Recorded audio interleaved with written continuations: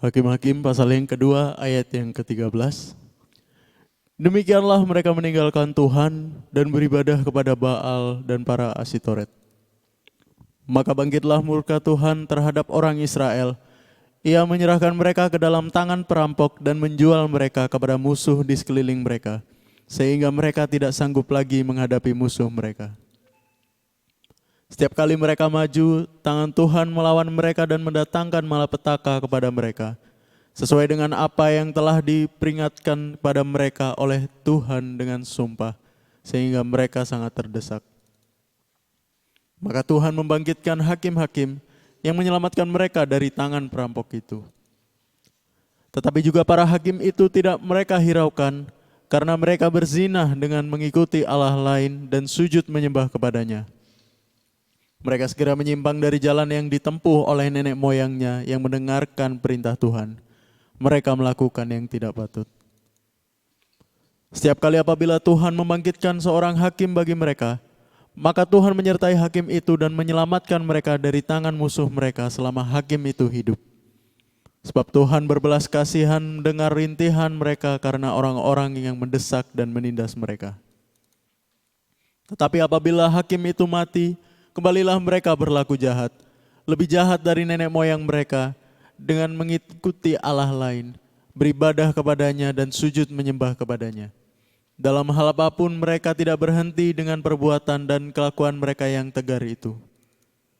Apabila murka Tuhan bangkit terhadap orang Israel, berfirmanlah Ia, karena bangsa ini melanggar perjanjian yang telah kuperintahkan kepada nenek moyang mereka dan tidak mendengarkan firman-Ku. Maka aku pun tidak mau menghalau lagi dari depan mereka satupun dari bangsa-bangsa yang ditinggalkan Yosua pada waktu matinya. Supaya dengan perantaraan bangsa-bangsa itu aku mencobai orang Israel, apakah mereka tetap hidup menurut jalan yang ditunjukkan Tuhan, seperti yang dilakukan oleh nenek moyang mereka atau tidak. Demikianlah Tuhan membiarkan bangsa-bangsa itu tinggal dengan tidak segera menghalau mereka. Mereka tidak diserahkannya ke dalam tangan Yosua.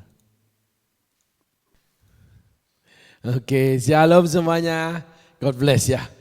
Nah, hari ini kita belajar lanjut episode yang kemarin tentang bagaimana kehidupan seperti Simson. Tuhan memberi kesempatan Simson sehingga Simson menjadi the best. Banyak anak-anak Tuhan seperti ini. Tetapi kita tarik kembali bahwa Simson itu bisa yang menjadi terutama, yang teratas, terhebat, yang tidak bisa dilakukan siapapun. Itu Simson menjalani hukuman 20 tahun. Menjadi seperti lembu. Simson itu bekerja, hasilnya diambil oleh orang Filistin. Kenapa? Karena Simson hidup seenaknya. Nanti kita belajar sejarah Simson. Kita episode ini sudah episode kedua untuk belajar tentang murka Allah. Episode yang lalu kita belajar tentang bagaimana Allah menangani kesalahan anak-anaknya, langkah-langkah yang Allah lakukan. Dan kita ketemu langkah yang saat ini terjadi, murka Allah. Apa yang dilakukan Allah dalam murkanya? Tolong ditayangkan firman-Nya.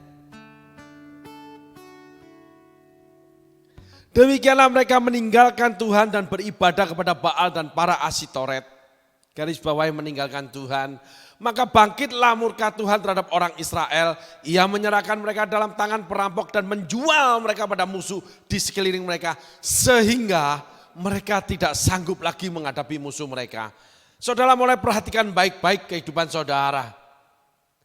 Bagaimana saudara menghadapi keadaan itu yang terus terjadi sampai saudara tidak sanggup lagi. Setiap saudara kerjakan seperti Simson, dirampok, diambil orang lain. Bangsa Filistin yang menikmatinya. Coba ditayangkan firman-Nya, kita urut kembali. Maka bangkitlah murka Tuhan terhadap orang Israel yang menyerahkan mereka kepada tangan perampok, tangan garis bawahi, dan menjual mereka kepada musuh di sekeliling mereka. Saudara perhatikan bahwa apapun yang dikerjakan oleh tangan Simson itu dirampok orang Filistin. Simson dijual sama Tuhan di tengah-tengah orang Filistin menggiling gandum. Saudara akan ditawan di tengah-tengah orang-orang yang merampok, mengambil hak milik saudara. Apapun yang saudara kerjakan akan diambil oleh orang lain. Simson mengalami 20 tahun, saudaraku. Saudara menjadi lembu buat orang lain. Saudara bekerja tidak menghasilkan apa-apa. Saudara menanam untuk, sebagai contoh aja, saudara menanam untuk sesungguhnya pulang menghasilkan 2.000. Tetapi saudara pulang cuma hasilnya 1.000. Itu kita bisa rujuk ke kitab Hagai. Ketika rumah saudara, saudara bangun dengan baik, gereja saudara, pelayanan saudara, hamba Tuhan yang melayani saudara, keadaannya sulit, saudara akan dirampok, saudara akan dijual sama Tuhan kepada musuh saudara. Hagai mengatakan itu. Nabi Hagai menyampaikan itu. Rumahmu sudah dipapani dengan baik sedang rumahku tidak. Maka, bukan apabila, maka ini yang terjadi dalam hidupmu. Saudara baca di Hagai. Kamu menanam 1.000, kamu bawa pulang cuma setengah. Apapun yang kamu kerjakan, pokoknya hilang tidak sesuai dengan apa yang seharusnya kamu terima. Simson lebih hebat lagi dijual Tuhan. Simson cuma dikasih makan. Ingat Yakub. Yakub bekerja buat Laban. Yakub si penipu. Sehingga saudara nggak boleh menipu. Upah Yakub ditahan cuma dikasih makan. Janji tidak dipenuhi. Janji dikasih anak Ribka tapi dikasih Rahel. Halo? Segala sesuatu yang mestinya saudara terima, saudara tidak bisa terima. Membangun usaha habis terus, bekerja keluar masuk, melayani hancur terus, dan tidak ada yang dibawa pulang rumah, cuman cukup makan. Saudaraku, saya agak merasa risih dengan perkataan yang dimana, ya kita cukupkan apa yang ada pada kita. Itu benar menurut keadaan. Tetapi ada satu firman bahwa aku datang untuk memberi hidup dan segala kelimpahannya. Saudaraku, seringkali firman kita pakai untuk menutupi keadaan. Itu enggak boleh, saudaraku.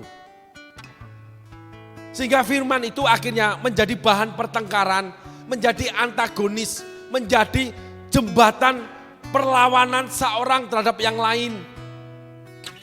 Masing-masing punya kebenaran firman.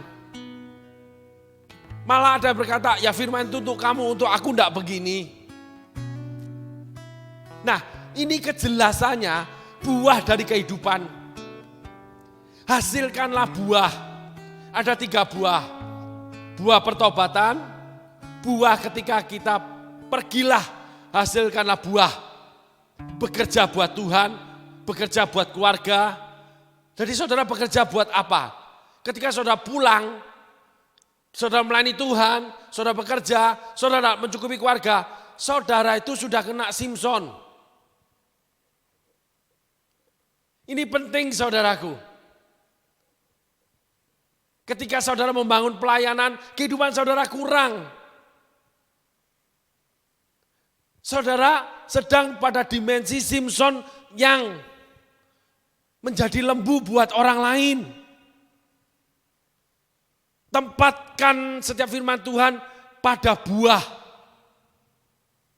Karena firman Tuhan mengatakan bahwa seorang kepala keluarga harus memenuhi kehidupan, kebutuhan hidup rumah tangganya. 1 Timotius pasal 5 ayat 8.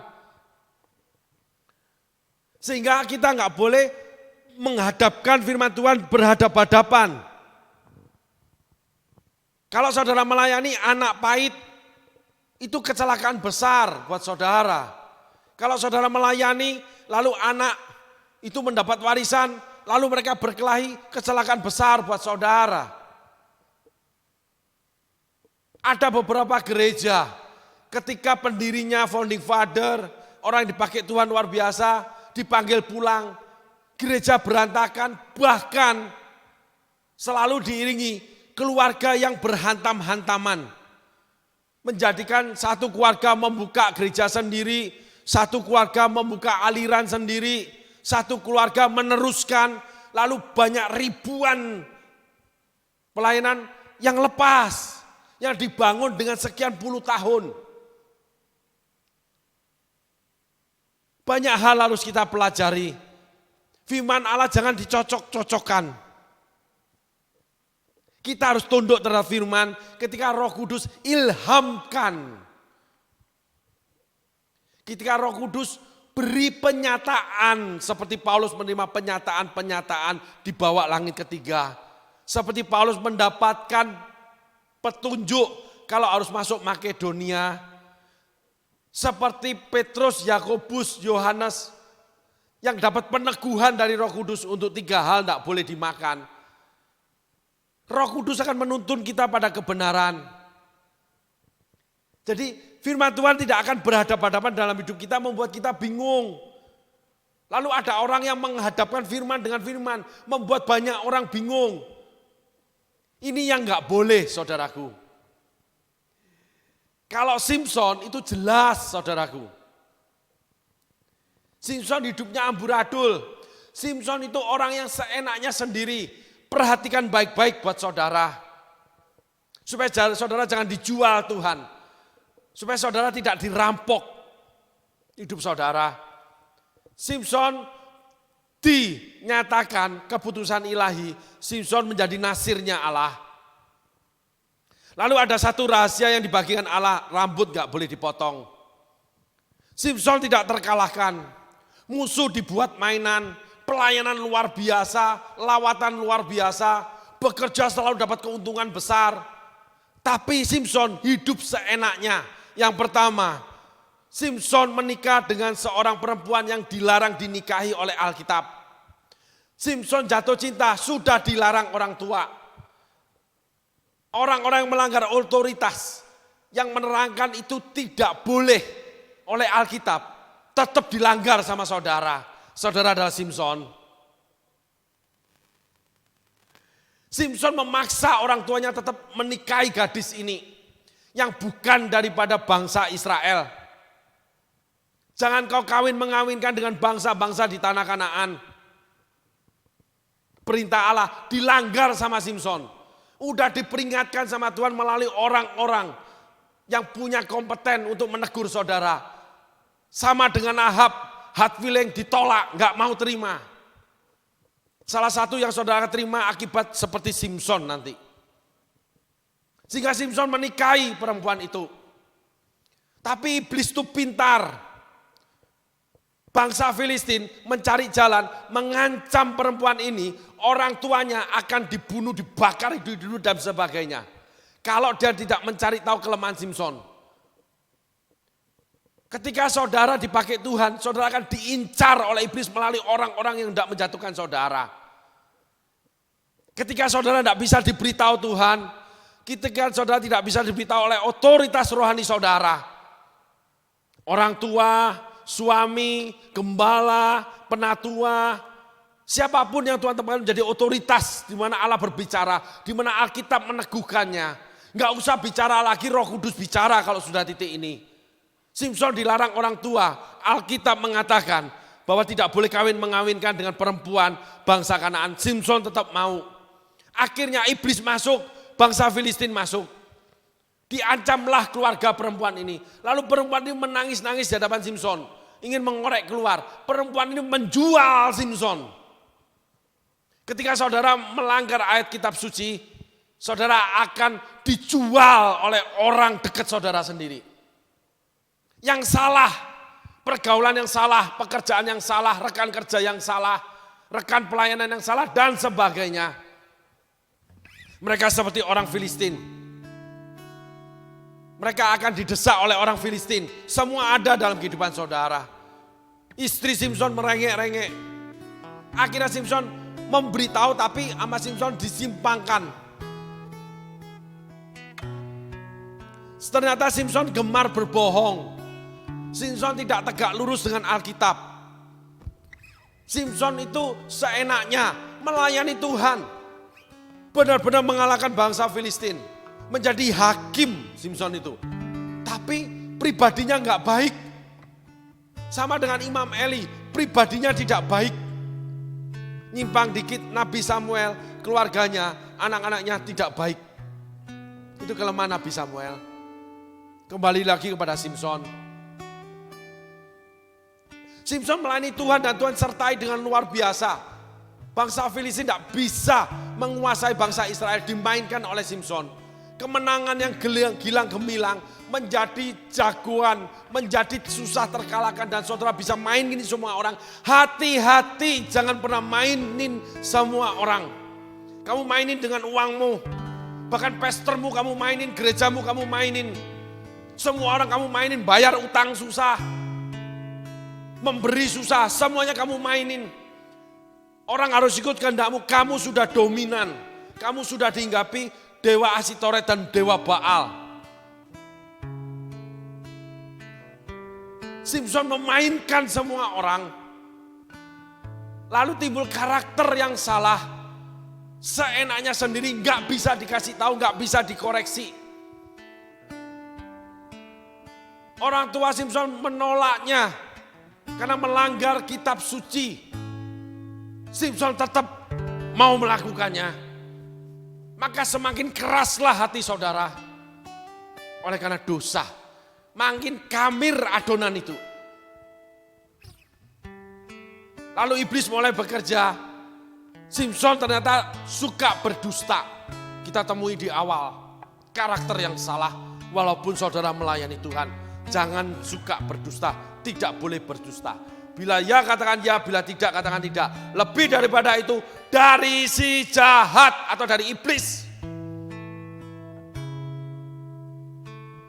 Iblislah yang jadi bapakmu. Alkitab catat itu saudaraku. Ketika saudara berdusta. Langsung saudara pindah dari anak Allah yang hidup. Hidup di terang Allah. Pindah menjadi anak kuasa kegelapan namanya iblis. Saudara hidup dalam kegelapannya. Hidup dalam atmosfer neraka, saudara. Di mana iblis akan dibuang di sana. Itu benar, saudaraku. Maka Simson perilakunya kayak neraka, kayak setan, tidak bisa dikasih tahu. Sehingga hati-hati dalam kehebatanmu, dalam keberhasilanmu. Jangan seenaknya, jangan mainin orang. Kamu punya karakter Simson. Simson menipu istrinya. Ternyata istrinya memberitahu orang Filistin. Maka ditangkaplah Simson. Ternyata orang Filistin gagal. Orang Filistin lari. Permasalahan ini gak berhenti sampai di sana. Simson tahu dia cuma bicara dengan satu orang. Maka Simson bicara. Lembu ini. Timbul kebencian Simson. Ketika saudara melakukan segala sesuatu yang saudara sukai. Yang melanggar Alkitab, yang saudara cintai, pada titiknya itu akan mengecewakan saudara. Dan benih kebencian saudara akan timbul di sana. Dan saudara gak bisa mengampuni itu. Saudara butuh anugerah Tuhan. Butuh waktu yang lama seperti Simson untuk pemulihan. Perhatikan baik-baik kisah Simson. Simson benci terhadap istrinya. Lalu istrinya diberikan kepada teman-temannya. Simson lari langsung frustasi. Iblis cuma tunggu. Iblis belum gerak. Iblis cuma nyelinap. Iblis itu sabar menanti langkahnya. Karena dia tahu kamu akan ada di sana. Karena kamu sudah memasuki jalan kegelapan. Kamu sudah berdusta. Kamu sudah melanggar terang-terangan larangan Allah. Dua hal ini yang dilakukan Simson. Akhirnya Simson frustasi. Perilakunya jauh lebih buruk saudaraku. Saudaraku hari ini kita belajar. Mari kita merenung. Hari-hari ini, apakah saudara menjadi hebat seperti Simson? Semua saudara kalahkan. Tetapi saudara harus mulai koreksi, merenung diri. Apakah saudara banyak memainkan orang? Apakah saudara hidup seenaknya? Gimana gua aja? Jadi orang harus turut saudara. Saudara sudah dihinggapi spirit Nabi Baal dan Asitoret.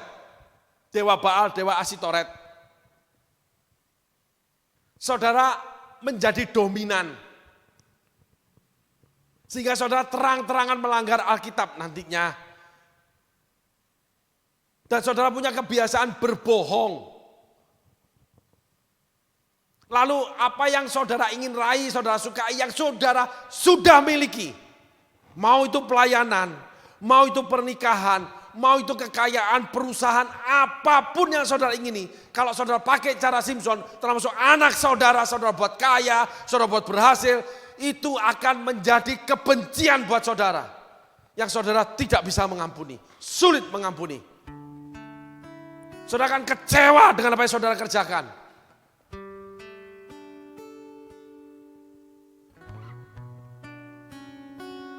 Dan yang berakibat saudara makin buruk perilaku saudara, makin jauh dari Tuhan. Itulah Simson. Tetapi Simson tetap dipakai Tuhan. Saudara tetap kaya dengan kekayaan yang saudara dapat.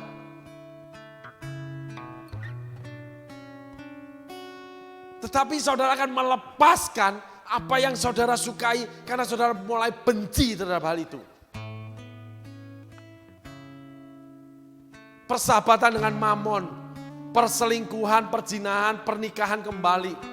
Itu akan menimbulkan kebencian dari saudara. Karena pelanggaran Alkitab, apapun pelanggaran Alkitab akan menimbulkan dampak buruk dalam karakter kita. Dari manusia lama sampai yang namanya ragi daripada iblis. Itu akan memengaruhi saudara yang kuat. Sampai akhirnya titik Simson ditawan oleh bangsa Filistin. 20 tahun Simson dirampok karena dijual Allah. Cuman dikasih makan. Saudara jangan main-main. Saudara jangan bangga. Saudara jangan merasa jago hari ini punya duit. Saudara berhasil bekerja. Jangan merasa hebat ketika dipakai Tuhan. Tuhan akan lihat saudara. Dan iblis tunggu saudara kejatuhan saudara. Termasuk hamba Tuhan yang luar biasa dipakai. Gereja cabang sampai di luar negeri, ribuan jutaan orang dimenangkan. Akhirnya tinggal nggak genap 10 yang dimiliki anak salah satunya. Tetapi pendiri gereja tidak boleh datang ke gereja.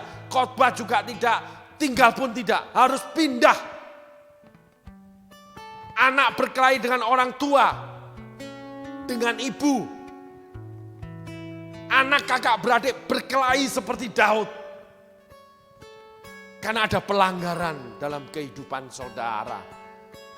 Sehingga saudaraku, pesan Tuhan hari ini, ingat keberhasilan saudara tidak menjamin perkenan Tuhan. Keberhasilan saudara tidak menyatakan pribadi saudara benar di hadapan Tuhan. Akibat daripada keberhasilan itu yang saudara harus periksa. Apakah keberhasilan saudara menjauhkan dari Tuhan? Keberhasilan saudara melahirkan karakter yang buruk. Keberhasilan saudara membuat saudara punya perilaku yang buruk. Dan yang terakhir, saudara akan ditunggu iblis pada saatnya. Saudara akan ditawan. Dan pada saatnya hukuman itu selesai, saudara akan diberi kesempatan Tuhan karena saudara merintih sama Tuhan seperti yang tertulis di kitab ini. Kalau Simson dibangkitkan kekuatannya, sehingga Simson melakukan kehancuran bangsa Filistin yang menghancurkan dia, yang menawan dia, belum pernah ada dan tidak pernah ada di dalam sejarah bangsa Israel. Amin, saudaraku. Mari kita merenungkan perenungan firman Tuhan hari ini. Tuhan Yesus berkati. Terima kasih.